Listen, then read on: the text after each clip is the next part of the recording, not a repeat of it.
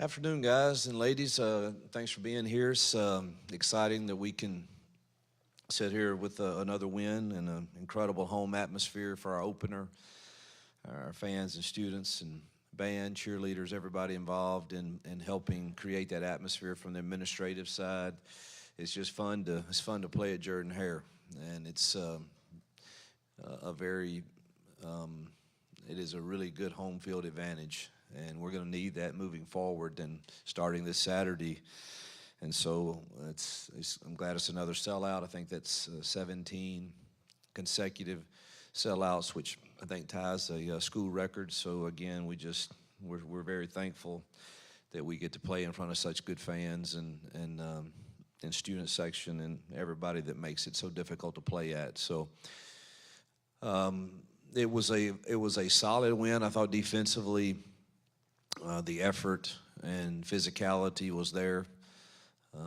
Our loafs went way down from week one to week two. Our tackling was much better from week one to week two. We still had some bust that we've got to continue to improve, but it went down, but still a few too many. But I thought defensively, the effort, the way they responded to sudden change when we had a turnover and battled to keep them out of the end zone, I thought spoke volumes about their belief in what they're doing. So thought they had an incredible game, and they got us a turnover. So it was a solid game. But the special teams wise, our coverage units were good. We didn't execute a field goal or a punt very well. So we've got to continue to work and improve those areas. Sudden change there with Towns getting an injury and Gibbs coming in. I thought he did phenomenal. His kickoffs were exactly what you want with hang time and distance. And so really good to see him step in when you have a next man up mentality. Offensively, I did not think we strained very well up front, particularly. I know we averaged 9 yards a rush. The run blocking was solid, but did not think we strained the entire game, particularly another slow start in both halves. And some of it's not exactly them, giving up the two sacks was disappointing, but we've got to make sure that the pocket is where it needs to be also as coaches, and that's on us. And one of those was definitely we were way too deep in the pocket to be able to protect from that launch point, and so we as coaches have to make sure we get that fixed. But I just thought we could have strained more, and I know we did some good things, and obviously rushed the football for 9 yards a carry. That's pretty good, and 24 from 28. So it's hard to sit here and act like we weren't solid, but there are things on the film that I think that we need to improve, and so we'll go to work this week to try to do that as we host what I think is a very good G5 football team in South Alabama, and Major does a great job. He obviously has been with some good programs and knows ball, and Petrino is a very good offensive coordinator, and impressed with what they do on that side of the ball. And then defensively, they muddy up the picture really, really well with all their movements and different fronts that they give you. So got two of my former coaches down there on staff, so that's always throws another little dynamic to it in preparing, but have great respect for them, the job they're doing there, and I know that they'll be excited to come and play in Jordan Hare this Saturday. Go, Mike, to get started. Nathan, Jason, KG. Coach, you said after the game that Auburn was focused on being balanced Saturday. You achieved that. After having a chance to review the tape with Jackson, what things are you noting, and what's the plan going into South Alabama? Say that one more time, if you don't mind. Just Jackson after you Oh, yeah.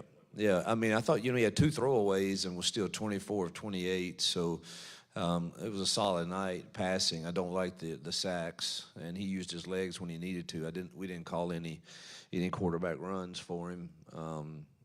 Saturday evening, but he still used them to be effective at times. But I mean, he was pretty, 24 of 28, so pretty good stat night, and thought he got our receivers involved and and allowed us to stay balanced like we'd like to be from game to game. Obviously, each game has its own his own flavor when you get into it, and you figure out the way people are trying to play you, and you certainly want to be wise and doing what is going to be effective or has the best chance to be effective against that, provided you can block them and win routes and things. So I thought he had a really solid night, truthfully, and looking forward to improving upon it as we move forward. We'll need to be balanced against South Owl as they do a lot of things, and we need to try to keep their offense on the sideline for sure, and limit their number of opportunities. Do you have an update on Towns and his status? I think he'll be okay this week. He was moving around pretty decently this morning. It's just his foot caught the turf and it kind of tweaked his ankle, but I think he will be okay. You got a connection with Keyron from high school and Arkansas State. What have you seen out of him in year 2 here, and what do you think has been the biggest change in his play? The improvement he's had from year 1 to year 2 here is pretty drastic in my mind. I think he's more flexible. He's stronger. I think most of the credit goes to our strength staff and Dom, and just the change in his flexibility and his body. He bends a lot better off the edge, and so I think most of that credit goes to him and his work ethic, and the coach Dom and them. Love his leadership.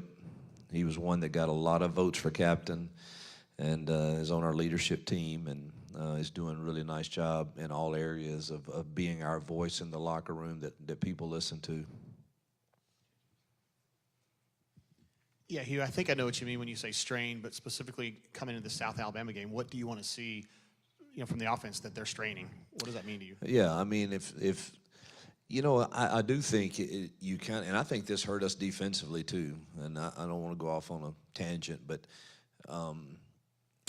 all throughout fall camp, that whistle is blown like pretty quick when you're not in live situations, which is what, 80%, 85% of camp. And I think our DBs get used to that whistle being blown pretty quick, and they think, well, the blitz got there, and they just get used to that timing, and man, all of a sudden you get in a game and that's not happening, and you've got to strain for the entire play. And I think it's the same way O-line sustaining blocks. We're blowing a whistle pretty dang quick when somebody gets close to that quarterback, and then they're not straining for the 4 seconds that it may take.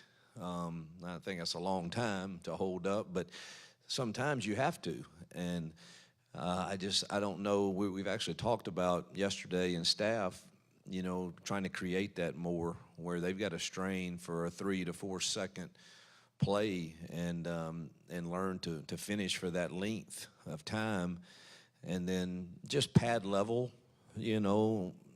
being more consistent.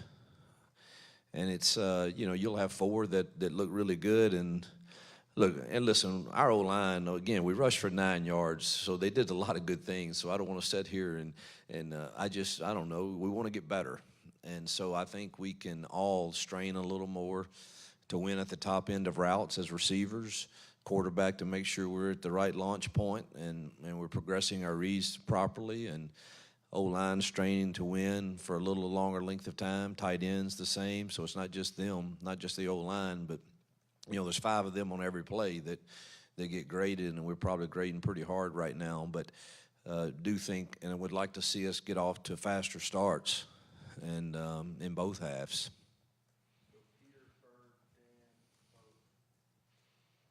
Do you expect Damari back this week, and is there anybody else who's expected to be limited or out going into this week? Damari, it will probably be a game time decision. I know he's going to try. I mean, he's trying. He went through walkthroughs this morning, but until you put the pads on and and take a hit on it or something. I'm not sure exactly how he feels. So he'll be a game time decision. Unfortunately, we lost Darrell for a period of time to a freak injury. He didn't even really know he was hurt after the game. And Sunday morning, he had a collection of blood like I have never seen in all my years coaching on his thigh, and they had to we had to kind of rush him to Birmingham to open that up and get the blood off of his leg, and they had to do a pretty good incision on it, so he's going to be out for a little while.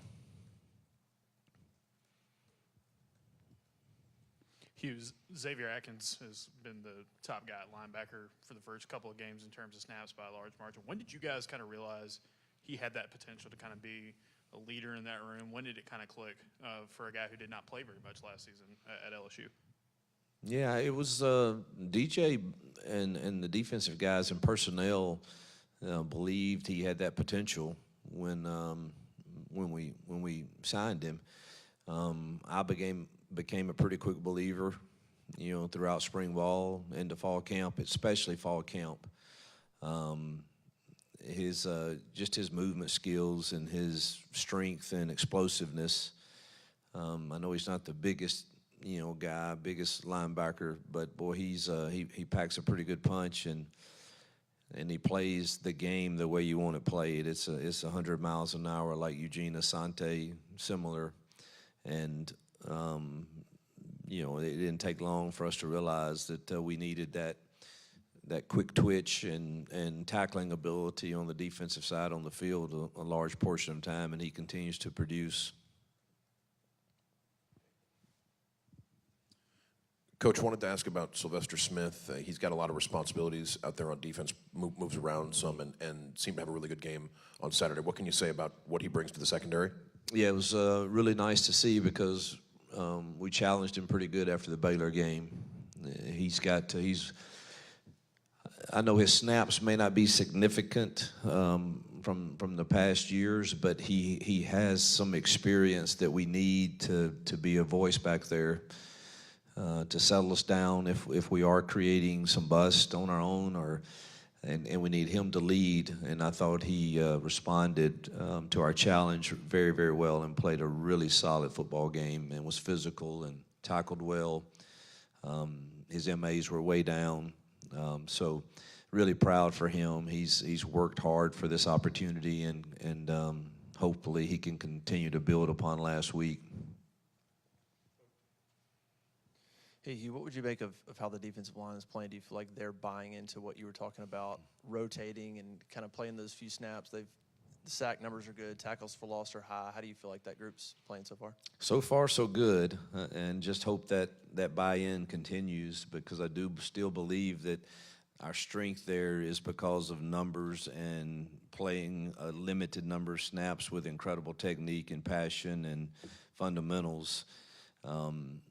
And so far, it's worked. I mean, I think both games, the D-line has been, they've stopped the run, which you do that, you've got a good chance to win a lot of football games. And I think that they've bought into that thus far, and hopefully will continue to. Hey, Hugh, just wanted to ask about Jeremiah Cobb's running style, how he's different than Damari, and as well as he's played through 2 weeks, are you more prone to maybe hold Damari back another week or two as well as he's played? I would feel better if Darrell was healthy, but Omar had some really good carries and was solid. So Cobb is definitely different than Damari, probably more of a slasher than a power guy, and obviously has good open field speed, which he showed the other night, and is excited that he got his first 100-yard rushing game, and he'll have to carry the bulk of the load Saturday for sure, and we'll figure out how Damari is and get Omar ready to go also, and maybe even Alvin. We'll have to kind of see where we are toward the end of the week, but excited for Jeremiah. I think y'all know I've said leading up to this season I really thought he was heading for a breakout season, and appears to be on that track. A little bit more on Omar. How important was it to get him some snaps now, especially with Darrell off? And what did you see from him other than running the football? Yeah, I thought his runs were solid and physical. Didn't really have to pass pro a lot with him, so that's still an area, particularly this week with all the muddying of the front that we're going to get. He's going to have to spend some quality time with our running back staff and making sure he understands protections and what he needs to do against all the different looks. But nothing like live reps for him, and I know he'll be excited to get more when he's called upon. Coach, you guys had a lot of big plays on Saturday, but overall, red zone efficiency is up year over year. Can you talk about what you guys are seeing different there from last year and how you're able to improve execution down in the red zone? Yeah, it's early, but, I think I'm on record saying that there were games that we could have won the past couple years that we have to own. And the reasons were pretty clear to me. If you look at the stats, I mean, our rushing average was really good per yard and yards per game, but what was not good was the turnovers and our red zone scoring, and whether it was field goals or whether it was the lack of touchdown productions. And so the first thing you have to look at is our scheme, our calls, and see, are we putting our kids in the best possible scenarios for those. And then the second piece to that is continue to recruit players that when you do have the right call, that they have a good chance of winning on whatever given call it is. And so I think it's a combination of us examining, our plan and also recruiting to make some of those that were on tape like, oh, this is a pretty good call. We just got to win this route or win this block or make the right read or whatever it is. So, it's a combination of both us as coaches making sure we're, having a good plan. And then you got to have ultimately down there, let's say what it is. When you get down there, somebody's going to have to make a play. There's going to be usually an extra guy that's unblocked that somebody's going to have to run through or around, or you're going to have somebody win a one-on-one on the outside. There's just when you get down there tight, now I'm not talking about the 20-yard line. We've got to have a great plan there and try to score from there, because when you get down that 5 and inside, it gets really, really difficult to scheme up anything that's going to get every hat blocked, and somebody's going to have to win in some way. So that's the recruiting portion, along with us making sure that the calls are schematically solid. Going back to South Alabama, they almost came back and tied it against that Tulane team last week that a lot of people really like. Just what was it about their offense? I know you mentioned that you want to limit their opportunities. What stands out about them on that side of the ball? That 1 and 11 can really run at receiver, and that running back is really good, and the quarterback is really athletic. You combine those things with, they're very multiple motion shifts, things that make you think, make you check, and before you know it, if you're not careful, you've made the wrong check, and one of those guys that can really run is hurting you. And so again, I think Petrino does a really nice job with the scheme, and then he's got guys that can run and make plays, and a running back that's was an SEC transfer, a really talented kid, and a quarterback that's athletic. So, and a solid O-line for G5. So it's, I think his scheme, plus he has some good players. Yep, thank you.